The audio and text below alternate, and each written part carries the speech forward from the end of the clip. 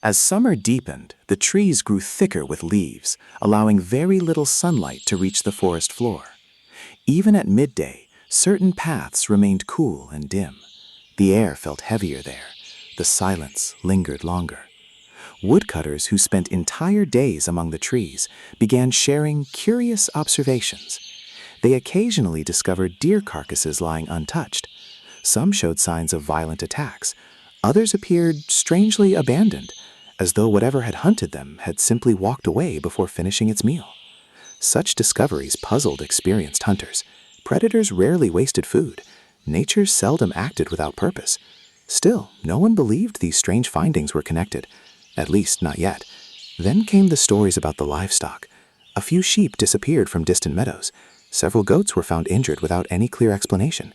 Most farmers blamed wolves. Wolves had always lived in these mountains. Sometimes they attacked livestock, particularly when food became scarce. It was unfortunate, but it was not extraordinary.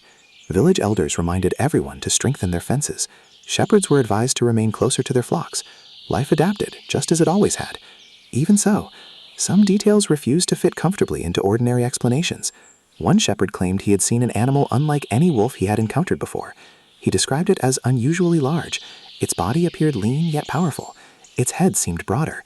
Its chest looked deeper, and its movements were strangely confident. According to him, it did not flee the moment it noticed a human presence. Instead, it simply watched, quietly, patiently. Then, without making a sound, it disappeared into the trees. Most listeners smiled politely. Perhaps the evening light had distorted what he saw. Perhaps fear had exaggerated the memory. No one wished to argue. The mountains had always inspired unusual stories. Soon, another traveler recorded catching only a brief glimpse of something moving between the trees. He could not describe it clearly, only that it seemed larger than expected, faster than any wolf he had ever seen. Within moments, it vanished completely. Again, there was no proof, only another story added to many others. As the weeks passed, these small accounts spread from village to village. Each retelling added another detail. Some claimed the animal's fur carried a reddish color beneath the sunlight. Others insisted it possessed an unusually long tail. A few believed its eyes reflected an unnatural brightness during dusk. Whether these descriptions were accurate or simply shaped by imagination became impossible to know. Fear has a curious way of changing memories. People begin noticing things they once ignored. Ordinary sounds become suspicious. Every distant howl feels closer. Every movement among the bushes attracts immediate attention. Even children sensed that something had changed. Parents who once allowed them to explore nearby fields freely now called them home earlier each evening. Doors were locked before darkness settled across the valley. Lanterns remained lit a little longer than before. No one openly admitted they were afraid. Not yet. Instead, they spoke of being cautious, careful, prepared. It sounded more reasonable that way. The old stories told beside winter fires slowly returned to conversation. Legends of mysterious beasts, ancient warnings passed from one generation to another. Most adults laughed softly after repeating those tales. Yet their laughter no longer sounded completely convincing. Something unseen seemed to linger just beyond the edge of certainty.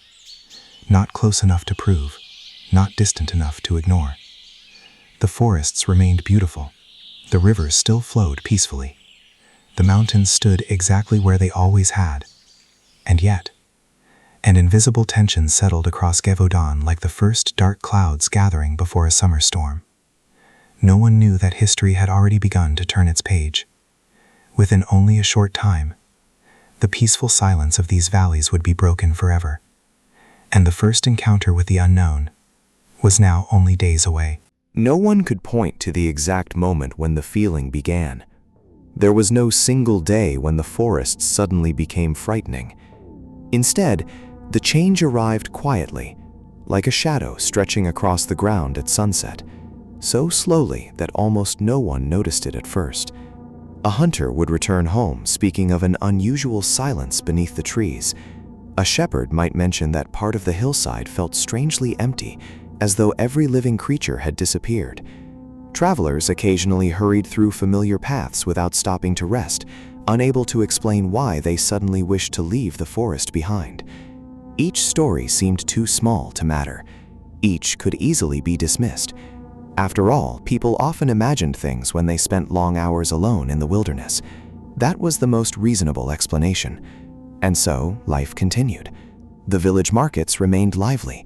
Children still chased one another through narrow streets,